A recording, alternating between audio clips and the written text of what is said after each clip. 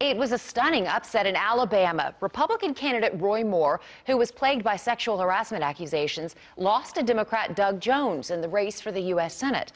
Mola Linky joins us live from Montgomery with this story. Mola. Well, Karen, you know, a lot of things had to happen in order for Doug Jones to claim what was really an improbable victory. From a huge voter turnout to a flawed opponent in Roy Moore, Jones got all of those things somehow, but even then, he still ended up winning by just the slightest of margins. Alabama elected the state's first Democratic senator in 25 years. I think that I have been waiting all my life, and now I just don't know what the hell to say. Doug Jones squeaked to victory by about 1.5%. Republican Roy Moore blamed his defeat on allegations of sexual misconduct with teenage girls. Part of the problem with this campaign is we've been painted in an unfavorable and unfaithful light. Moore has so far refused to concede on the hopes of a recount. Alabama's Secretary of State says he'll certify this election sometime between December 27th and January 3rd. That gives Republicans back in Washington time to pass tax reform before Doug Jones takes his seat.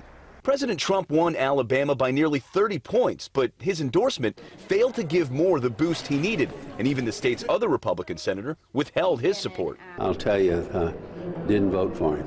Tennessee Republican Bob Corker said he's proud of Alabama's voters. I know that I'm supposed to only cheer for people on my side of the aisle, but I thought the people of Alabama did a great thing for our country last night. The Alabama results bring the Senate's Republican majority to a razor-thin 51-49 going into next year's midterm elections. That will make it even harder for President Trump to push his agenda through Congress.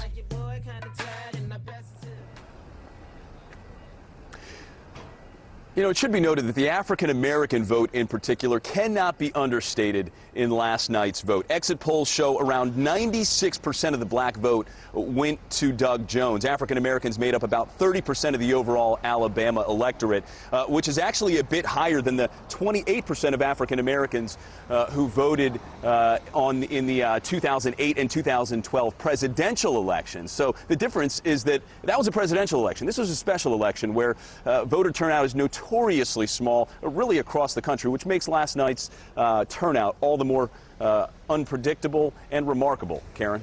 It really is. Mola Linky, thank you very much for that live update. Appreciate it.